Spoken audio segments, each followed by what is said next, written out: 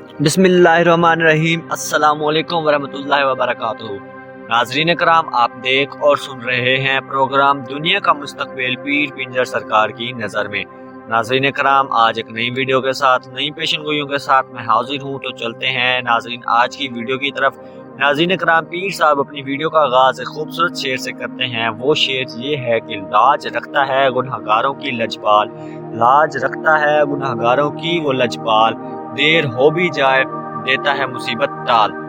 नाज़रीन कराम, चलते हैं आज की वीडियो की तरफ। वीडियो के शुरू में गाजी इल्मदीन की बात करते हैं। ये 22 साल का नौजवान लड़का था। इसके बारे में पीर साहब ने कहा कि इसकी माँ भी बहादुर है और ये इसका बेटा भी बहादुर है। इस नौजवान का नमाज जनाजा पीर सैयद दीदार शाह हुसैन ने पढ़ाया। जब वो नमाज जनाजा पढ़ा रहे थे, इस दौरान तो गिर पड़े और गिरते ही इनको नबी करीम सल्लल्लाहु अलैहि वसल्लम का दीदार हो गया। और गाजी इल्मदीन के जनाजे में 6 लाख से भी ज्यादा लोग नमाज जनाजा में लोग शरीक थे। ये मुसलमान की तारीख में अब तक सबसे बड़ा नमाज जनाजा समझा जाता है। नाजरीन, पीर साहब ने कहा कि जमातुल शाह साहब ने गाजी इल्मदीन को बोसा दिया तो इनकी आंखों से आंसू निकल आए जैसे चश्मे से पानी निकलता है। नाजरीन, ये कोई छोटी सी बात नहीं है। गाजी इल्मदीन को पीर साहब इस्लाम पेश करते हैं और अमली तौर पर इनको बोसा भी देते हैं। नाज़रीन कराम, पीर साहब ने गाजी इल्मदीन के वसीले से दुआ करते हुए महंगाई के लिए दुआ की। पीर साहब ने कहा, मेरे रब, हम इस महंगाई को बर्दाश्त नहीं कर सकते, हम पर मेरे रब मेहरबानी फरमा दे और इस महंगाई को हमसे दूर कर दे।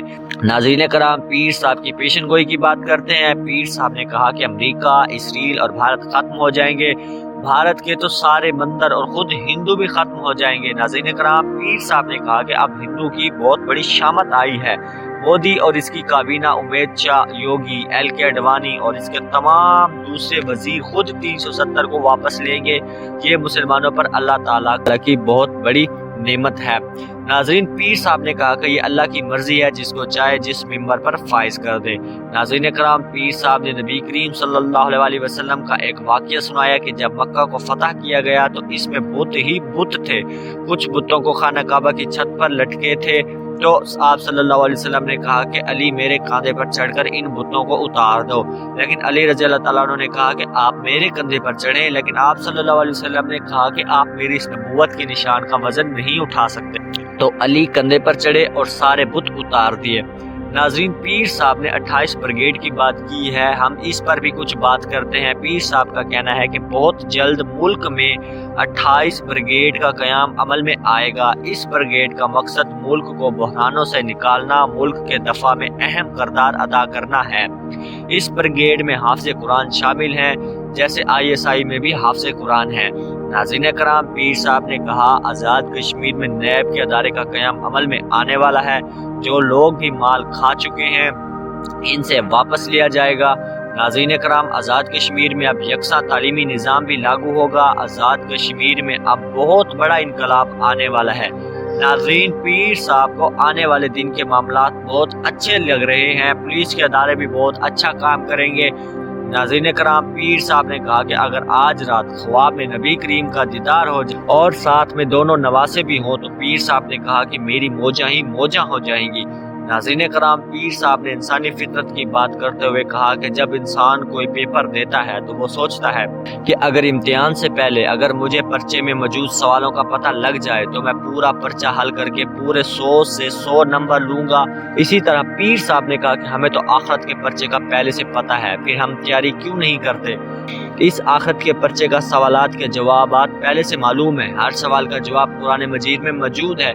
ऐसे ही पीर साहब ने कहा कि इमरान खान भी आखिरत का पर्चा देगा, चाहे वो वजीर आज़म है, चाहे तहरीक लब्बैक का साद रिजवी है, चाहे कोई भी है। नाज़रीन कराम, तहरीक लब्बैक के लोग जितने भी हैं वो रोज़े भी रखते हैं, नमाज भी पढ़ते हैं और साद रिजवी के लिए दुआ भी करते हैं, कुरान पाक की तिलावत भी करते हैं। नाजरीन, पीर साहब ने कहा कि जुल्म चाहे जितना भी बुलंद हो, जुल्म के आगे झुकना नहीं चाहिए। जैसे चांद बुलंदी पर है और अगर वहाँ की तरफ कोई थूक दे तो उल्टा इसके मुंह पर ही पड़ेगा।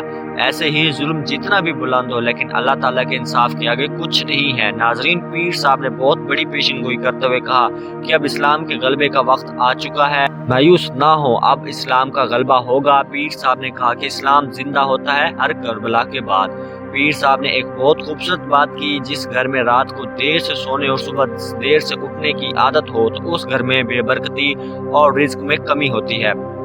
پیر صاحب کا کہنا ہے کہ عشاء کی نماز کے بعد سو جانا چاہیے اور صبح جلدی اٹھ کر صبح کی نماز کی ادائیگی کرنی چاہیے اور ساتھ میں قرآن پاک کی تلاوت بھی کرنی چاہیے۔